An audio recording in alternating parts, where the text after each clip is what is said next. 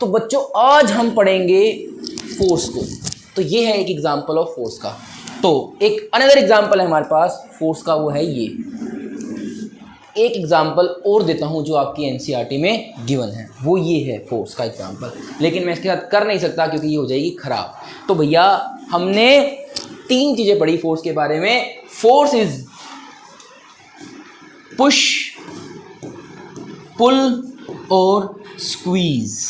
अगर मैं किसी चीज को खींचता हूं, अगर मैं किसी चीज को धक्का लगाता हूं, और या मैं किसी चीज को अच्छे से प्रेस करता हूं, तो उसको मैं बोलता हूं फोर्स। तो भैया आज हम क्लास 9th का जो टॉपिक पढ़ने जा रहे हैं उसके अंदर हम फोर्स को अच्छे से डिस्कस करेंगे। और मेरे बच्चे ये टॉपिक आपके एग्जाम पॉइंट ऑफ व्यू से बहुत बहुत बहुत इंपॉर्टेंट है। तो चलो शुरू करते हैं फोर्स। तो सिंपली जो मैंने आपको करके दिखाया वो थी मेरे भाई फोर्स, उसके बारे में लिखा भी हुआ है। Force are the simply pushes, pulls and squeezes. खींचो, दबाओ और पिचका दो, ये है 3 हमारे पास फोर्स के डेफिनेशन। अच्छा, अब इसकी आपको एक बात बता देता हूं, इस यूनिवर्स के अंदर हम सब जो काम कर रहे हैं उसके पीछे फोर्स का ही हाथ है। अगर ये फोर्स ना होती तो आज हम कुछ काम भी ना कर पाते, इवन दो हम खड़े भी नहीं हो सकते, हम फोर्स की वजह से खड़े हैं। और मैं आपको ये बात भी बता देता हूं, चाहे आप सो रहे हो, चाहे आप खा रहे हो, चाहे आप पी रहे हो, चाहे आप दौड़ रहे हो, चाहे आप कुछ भी कर रहे हो, आपके पीछे फोर्सेस हैं। ऐसा इस यूनिवर्स के अंदर कोई भी ऑर्गेनिज्म नहीं है जिसके अंदर फोर्स ना लग रही हो। सपोज करते हैं भैया, अब आप कहोगे सर आप तो खड़े हो के सिर्फ बातें पेल रहे हो और कुछ नहीं कर रहे। अरे मेरे भाई नहीं, शांति, सुन मेरी बात। अब मैं यहां पर सपोज कर ले मैं खड़ा हूं, ये मैं हूं,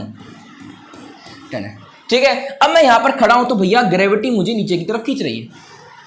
फिर आप कहोगे सर आप तो ग्रेविटी आपको नीचे की तरफ खींच रही है, मैं नीचे क्यों नहीं जा रहा?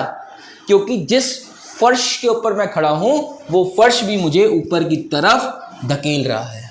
क्या बोला मैंने? जिस फर्श के ऊपर खड़ा हूं वो फर्श भी मुझे ऊपर की तरफ धकेल रहा है, इसीलिए मैं ऊपर भी नहीं जा रहा और नीचे भी नहीं जा रहा। क्योंकि जिस फोर्स से वो मुझे नीचे की तरफ खींच रहा है फर्श, उसी फोर्स से जिस फोर्स से ग्रेविटी मुझे नीचे की तरफ खींच रही है उसी फोर्स से फर्श भी मुझे ऊपर की तरफ फेंक रहा है। तो ये सब बराबर है, इसीलिए मैं कहीं मूव नहीं कर पा रहा। तो इसका मतलब ये तो है मेरे ऊपर 2 फोर्स लग रही हैं। फर्श कह रहा है तू ऊपर रह, ग्रेविटी कह रही है तू नीचे आ। दोनों बैलेंस है, इसीलिए मैं मूव नहीं कर पा रहा। अगर दोनों बैलेंस ना होते तो भैया मैं एक डायरेक्शन के अंदर मूव कर गया होता। अगर हमारे पास ग्रेविटी ज्यादा होती तो मैं अर्थ के अंदर चला जाना शुरू कर देता। अगर ऊपर की फोर्स ज्यादा होती तो मैं ऊपर जाना शुरू कर गया होता। अब इसका एग्जांपल दे लेता हूं मैं आपको कैसे। एक बंदा है बेटा, ये देखो, ये गाड़ी में ये लिफ्ट में बैठा है। अब क्योंकि फर्श ज्यादा तेज फोर्स लगा रहा है इसके ऊपर, जो इसका ग्राउंड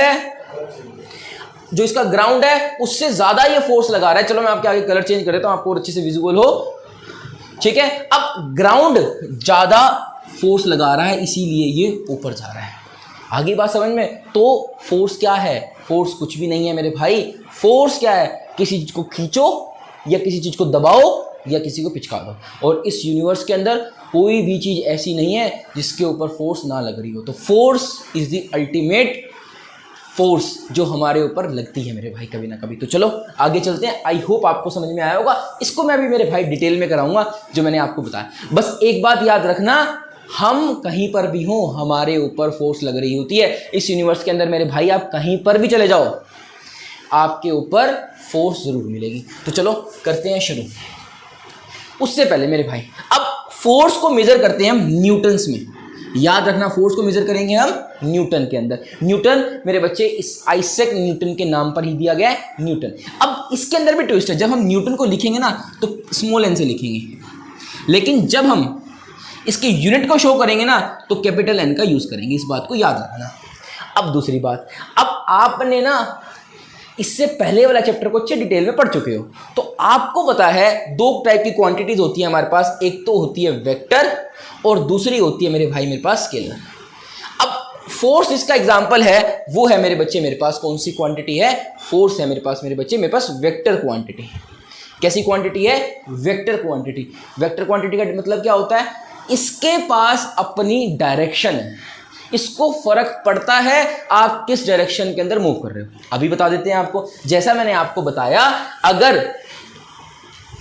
अभी मैंने आपको एक बात समझाई थी कि हमें ग्रेविटी अपनी तरफ खींच रही है, ग्रेविटी अपनी तरफ खींच रही है, फिर भी हम नीचे क्यों नहीं जा रहे? क्योंकि फर्श हमारे को ऊपर की तरफ फोर्स लगा रहा है। अब सपोज करते हैं मेरा वेट है 80 kg, सपोज क्या करना, सच्चाई है मेरे भाई 80। अब ग्रेविटी मुझे 9.8 से नीचे की तरफ खींच रही है। अब 9.8 के अंदर क्या होगा मेरे बच्चे, आपको पता है एक्सेलरेशन ड्यू टू ग्रेविटी, कुछ बच्चों ने 8th में भी पढ़ा है और कुछ बच्चों ने 9th में इसके न्यूमेरिकल्स भी करे होंगे पिछले वाले चैप्टर के अंदर। तो अब ग्रेविटी मुझे 9.8 से अपनी तरफ खींच रही है, ठीक है। तो इसकी जगह मैं 10 ले लेता हूं, तो मैं 800 न्यूटन का फोर्स लगा रहा हूं, ठीक है। तो मुझे नीचे चले जाना चाहिए था, लेकिन मैं फिर भी नीचे नहीं जा रहा। क्यों नहीं जा रहा?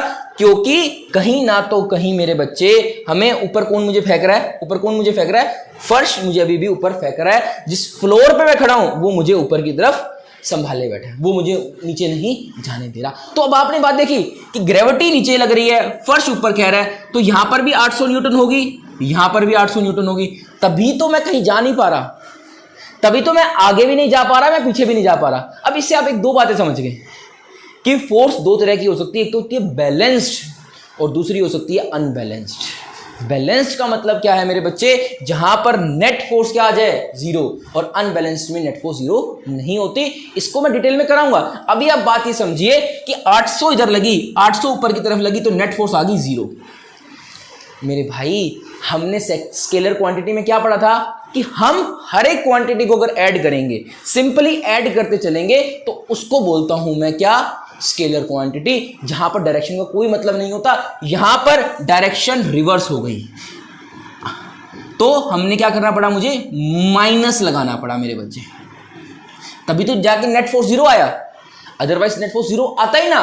तो इससे हमें यह बात कंफर्म हो गई, क्या कंफर्म हो गया इससे मेरे को?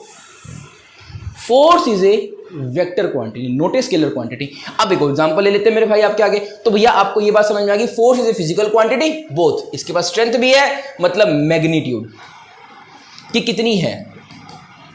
जैसे फॉर एग्जांपल मैंने लिखा 800 न्यूटन, तो जो यहां पर 800 है वो है मेरा मैग्नीट्यूड, और न्यूटन क्या है मेरे पास? मेरी यूनिट है। अब प्लस माइनस डायरेक्शन है, ठीक है, कि अगर ग्रेविटी मुझे नीचे की तरफ खींच रही है, नीचे की तरफ मैंने लगाया जो वर्ड, डाउनवर्ड लगाया, वो डायरेक्शन है, ठीक है। और अगर मैं ऊपर की तरफ लगाता प्लस को, तो ऊपर की डायरेक्शन होती, मैं कहता अपवर्ड, फर्श या फ्लोर मुझे ऊपर की तरफ फेंक रहा है, तो वो क्या होगी? मेरी डायरेक्शन ऊपर की तरफ। तो डायरेक्शन भी है, और we measure this magnitude in newton, इसको हम न्यूटन्स में मेजर करेंगे। Every interaction from a light touch to a planetary gravity can be equipped quantified। तो भैया हम किसी की भी फोर्स को मेजर कर सकते हैं, इसमें ये बता रखा है।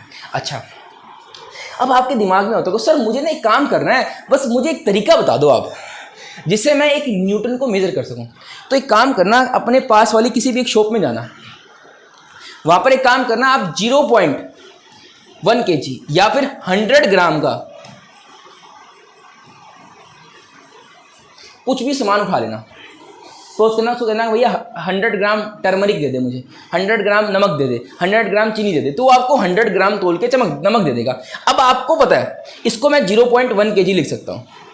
अब ये क्या है? मास। और मास को जब मैं अर्थ की एक्सेलरेशन से मल्टीप्लाई करूंगा ना मेरे बच्चे, तो मेरे पास क्या आ जाएगा? तो मेरे पास क्या आ जाएगा मेरे बच्चे? मेरे पास फोर्स आ जाएगी। अर्थ उसको कितनी, उसके ऊपर फोर्स लगा रही है। और जब मैं उस ऑब्जेक्ट को उठाऊंगा, दैट मीन्स अर्थ तो इसको इतने से स्पीड से खींच रही है। अब मैंने यहां पर 10 रख दिया इसकी जगह के ऊपर, जैसे मैंने आपको बताया, तो इसका आंसर आ जाएगा 1 न्यूटन। इसका क्या मतलब है? 1 न्यूटन से अर्थ इसको अपनी तरफ खींच रही है, और ये रोक रहा है ना, अर्थ के पास नहीं जाना। मेरा हाथ रोक रहा है अर्थ के पास नहीं जाना, तो मैंने यहां पर पुट कर दिया मेरे भाई क्या कह सकते हैं, 1 न्यूटन। तो मेरा जो हाथ है वो 1 न्यूटन की फोर्स ऊपर की तरफ लगा रहा है, 1 न्यूटन की फोर्स वो ऊपर की तरफ लगा रहा है। तो इससे मुझे पता चल गया 1 न्यूटन कितना ज्यादा होता है या कितना कम होता है। तो आप ये एक्सपेरिमेंट घर पे करके जरूर देखना एक बार। अब जो हमने आपने देखा है, देखो मेरे बच्चे, हम जितना कम से कम इतनी फोर्स को हम फील कर सकते हैं 10⁻³ न्यूटन को, जो सॉफ्ट टच होता है, ये इतनी फोर्स को हम फील कर सकते हैं। और सबसे कम फोर्स जो है हमने आज तक योक्टो न्यूटन्स के अंदर मेजर करी है 10⁻⁴ न्यूटन के अंदर। इस पॉइंट को भी याद रखना, क्योंकि इस बार ये आपकी एनसीईआरटी में गिवन है। तो चलो आगे चलते हैं हम। पहले तो भैया मुझे ये कमेंट करके बताइए, आपको यहां तक कोई दिक्कत नहीं है? तो भैया आज हम सिर्फ आज तो नहीं, अब हम कल पढ़ेंगे what is the balanced force. Balanced force और अनबैलेंस्ड फोर्स। क्या? Balanced and unbalanced force. आपको मैंने इसका आइडिया दे दिया है क्या होती है बैलेंस और अनबैलेंस फोर्स। तो आज का वीडियो आपको कैसा लगा तो भैया प्लीज कमेंट करके मुझे बताइए, और हमारे चैनल को सब्सक्राइब करें ऐसे ही इंटरेस्टिंग साइंस की वीडियोस के लिए। थैंक यू मेरे बच्चों।